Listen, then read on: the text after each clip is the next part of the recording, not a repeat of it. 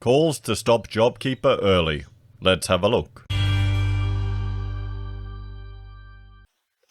Hello everyone, Florian.Heise here and welcome to another episode of HeiseSays. Grab your stein of coffee because there are calls to stop Jobkeeper early or to, well, have more stringent testing of who is eligible for Jobkeeper. Now let's have a look at a little bit of a summary, just some of the numbers of Jobkeeper that I put together. We can have a look at the total Jobkeeper applicants. They've been trending up since April. August data has over 962,000 Jobkeeper applicants, everyone. Up from 863. We can see by each state. New South Wales is the highest, over 320,000. Then we've got Victoria at 280, Queensland at 175, and Western Australia at 87. So, the big states have a lot of people on Jobkeeper. Only 4,000, not even 5,000 people in Northern Territory. There you go. But, and Tassie's at 15,000. Now, what's interesting is if we look at the share or proportion of those employed in each state supported by Jobkeeper. And this is where it gets really scary. It goes from 3.69% at the lowest in the Northern Territory up to 8.76%, everyone.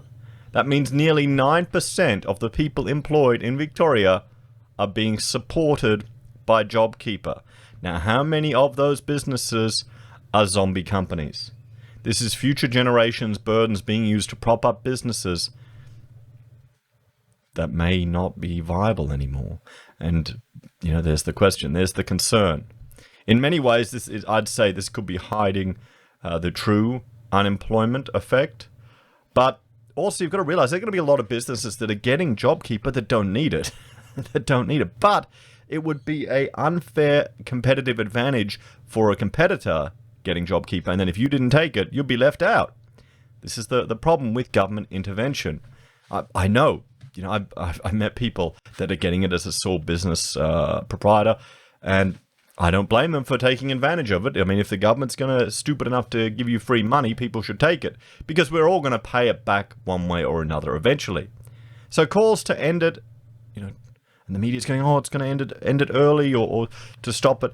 I would be in favor of weaning us off this as quick as we can, everyone, because they're going to be businesses, well, that have been destroyed through no fault of their own, but through the government intervention. That's just what happens. That's the price we are paying. So let's have a look at this. This is a media release from Creditor Watch, and we'll just zoom out here so you can see it, and we'll go through this one because this is what's drawing the ruckus. So economic recovery calls for further means testing on stimulus measures.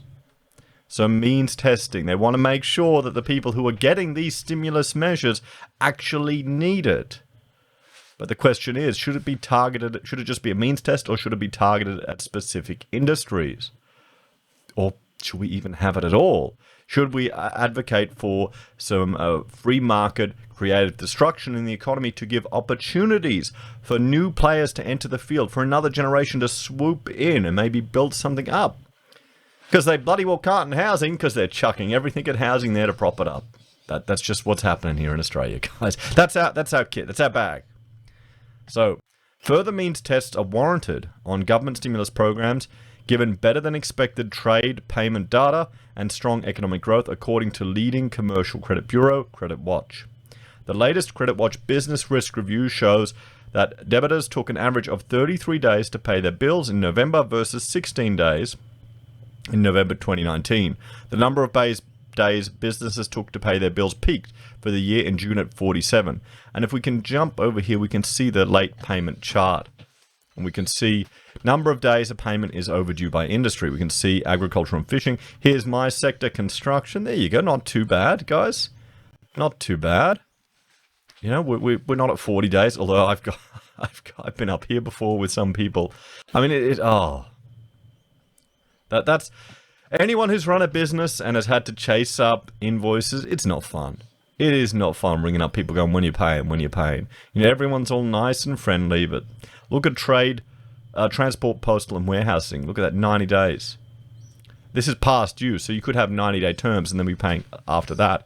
And the other one that's quite high is administration and support services. Look at that. They've jumped. Other services have gone down. So it's interesting just to keep an eye on this. What about your industry? How's it doing? Most of them are all going down from October, which is a good sign. People are starting to pay their bills.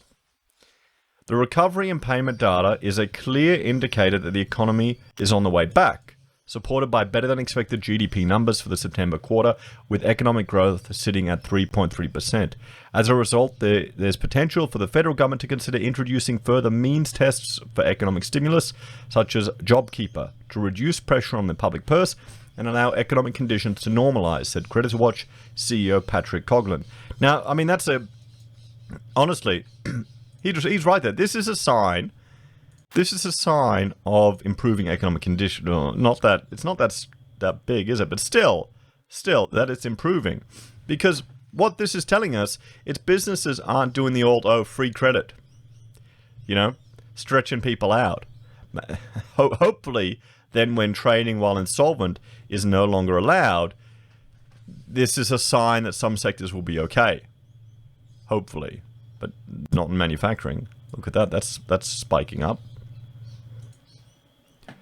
Similarly, we believe the temporary moratorium, I keep saying memorandum, moratorium on trading while insolvent should end on the 31st of December as planned. Extending this provision risks causing damage to the economy, as solvent firms could be extending credit to insolvent firms, potentially creating a domino effect down the track if insolvent firms are allowed to continue to operate. 100%. Yep, I'm raising a stein to that one.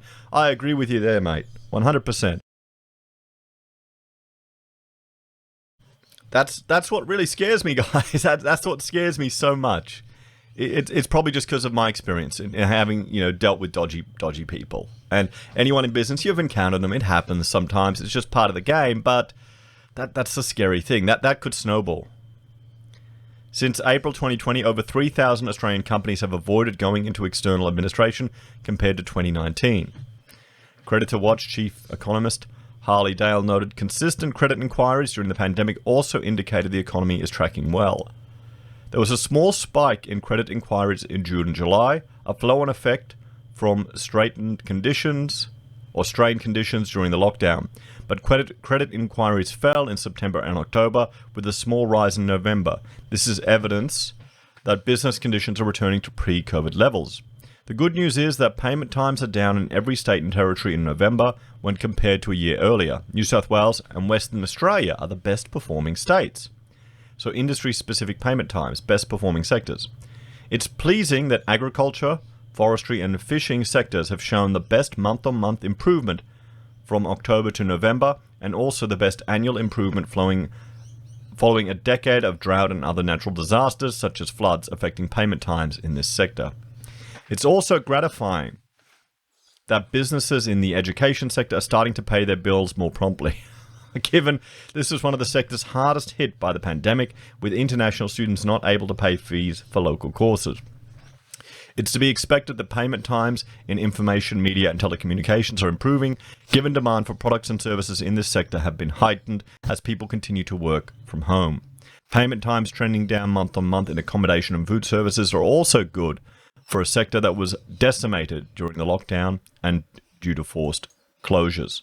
So if we see here, we can see month-on-month change down 33%, 30%, down 19% in education and training, information, media and telecommunications down 18% and 14%. So everything, the time frames that people are getting paid are improving. That I would agree, that's a very good indicator of the economy right here. So industry-specific payment times, the worst performing sectors. Okay, who's doing bad? The continued poor performance of payment times in administration and support services almost certainly reflects businesses are yet to return to normal office working conditions, with most staff still working from home. Therefore, demand for services that help offices to run smoothly remains diminished, which is echoed in payment times for this sector. While payment times for businesses in the art sector are still rising, the month-on-month percentage increase is relatively small. This is likely to indicate customers are returning to arts and music venues. These numbers will only further improve as COVID-related restrictions continue to ease. Similarly, health businesses were affected, through the middle of the pandemic as demand for non-COVID services such as elective surgery drastically reduced. This has also turned around as COVID case numbers have reduced, allowing health services to get back into business. So what's the worst? Administrative and support services month-on-month change 583%. That's a big shift. Manufacturing 42, mining 17, arts and recreation 6, healthcare and social assistance 5. Look at those year-on-year changes. So some of these timeframes are getting pretty high, guys. Industry specific payment times of special note. Payment times in financial services are likely still high given experts in this sector have a strong understanding of mechanisms such as delayed payment to manage cash flow in times of economic uncertainty. Oh, that's so realistic but so harsh, isn't it? In real estate, sector payment times are improving, which is a reflection of the turnaround in the housing market. See transport and postal, 0%, -9, -9. It's the outlook. So across the board, payment times are expected to improve throughout the holiday period as businesses are supported by ongoing government stimulus. Hospitality and tourism businesses will be particular beneficiaries as Australians are forced to spend their holiday times at home this year, which would see healthier results for the sector. So here's the inquiries from month 2025. So annual change down 11%, monthly change up 10%. Data accurate as of the 3rd of December. ASIC data subject to change. So Credit to Watch is a digital credit reporting agency headquartered in Sydney. So there we have it, everyone. There we have it. It's good to see they're highlighting the risks associated with trading while insolvent. That's the one thing that scares me the most of all of this. I think the average punter may not appreciate the potential risk that poses. If you start seeing businesses falling over, hopefully it won't amount to a snowball effect next year. But maybe that's just a bit of hopium right there. I think if just think about it, right now we're about half of where we should be with the insolvencies. What happens when it rockets up, when it goes back to normal levels? Anyway, guys, some good signs. People are getting paid on time and calls for additional means testing and potentially a stop to Jobkeeper for certain businesses. We have to look at scaling back that up to 9% in certain states. What are your thoughts and opinions, guys? Do you think we should just continue Jobkeeper? Do you like the government supporting so many businesses? Or would you like it scaled back? Let me know what you think down below. As always, thank you for watching. Please like, share, and subscribe to the channel. If you're a fan and want to support the content I create here, there are a few ways you can. You can join us on YouTube or Patreon. You can support us using our affiliate links at Amazon, eBay, Independent Reserve, or Kucoin. You can also use AussieBroadband. You can buy our merch from Teespring or HeiseSays, use Gold Pass from the Perth Mint, or support us via PayPal. Take care, everyone, and I will see you all next time. Bye for now.